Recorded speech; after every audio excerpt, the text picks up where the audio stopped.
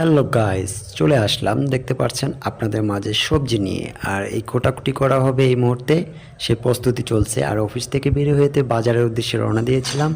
Auto rickshaw নিয়ে চলে গিয়েছিলাম বাজারে। বৃষ্টি পড়ে গেল, ঝুমুর বৃষ্টি।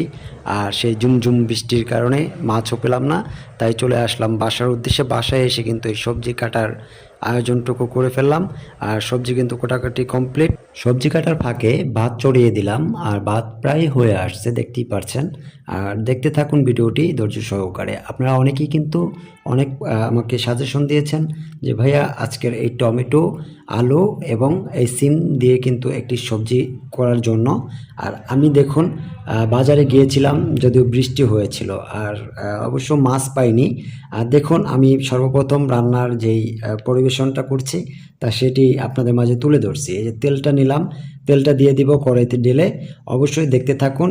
আর কেমন হয়েছে আজকের এই রেসিপিটা, এটা আপনারা অবশ্যই জানাবেন। জানি না কীরকম করতে পেরেছি যদিও।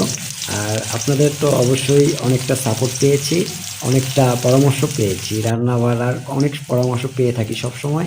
আপনাদের যে রেসিপিগুলো আসে আমার সামনে, আমি যখন ফিডে ঘোরাঘুরি করি তখন কিন্তু আপনাদের রেসিপিগুলো একটাও মিস করি না। আমি প্রত্যেকটা রেসিপি খুবই গুরুত্ব সহকারে দেখি আর খুবই শিখতে পারি। আর দেখতেই পারছেন এখানে কিন্তু গুঁড়ো মরিচ, তারপরে হলুদের গুঁড়ো, পেঁয়াজ, রসুন, তারপর এগুলো কিন্তু দিয়ে নাড়াচাড়া করছি। আর অবশ্যই আপনাদের সেই রেসিপিগুলো আমি দেখে দেখে আজকে এই ফেসবুক প্ল্যাটফর্ম থেকে কিন্তু রান্না শিখতে পেরেছি। অনেক আইটেম রান্নায় কিন্তু আমার জানা হয়েছে, তাই নিজেই রান্না করার জন্য উৎসাহিত হয়েছি। আর অবশ্যই আমি জানি না রান্নাটা কেমন হবে, তবুও চেষ্টা করছি। বিসমিল্লাহ বলে তো রান্না চড়িয়ে দিলাম। আর রান্নার সব কিছুই তো দেখাচ্ছি, অবশ্য আপনারাও কিছুটা জানাবেন। আর দেখতে থাকুন সামনের দিকে সম্পূর্ণ ভিডিওটা।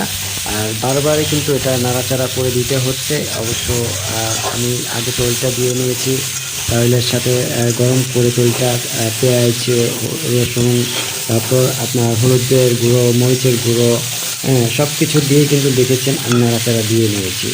আর রান্না করতে কিন্তু তেমন একটা বেশি সময় লাগে না, রান্না কিন্তু অল্প সময়ের মধ্যে হয়ে যায়। আবার একটু ডেকে দিয়েছিলাম, ডেকে দিয়ে আবার একটু সেদ্ধ হয়েছে কি না সেটা আবার নেড়ে দিচ্ছি, আবার ডেকে দিব, আবার এভাবে করে নেড়ে দিচ্ছি।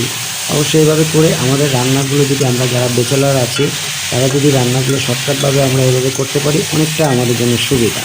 আর রান্না করতে কিন্তু ততটা সময় লাগেনি, মাত্র 40 মিনিটে কিন্তু রান্না কমপ্লিট।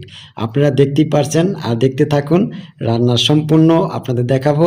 আর দেখুন রান্না সম্পূর্ণ হয়েছে, আপনারা দেখুন কেমন হয়েছে আজকের রেসিপিটা অবশ্যই জানিয়ে দিবেন। আর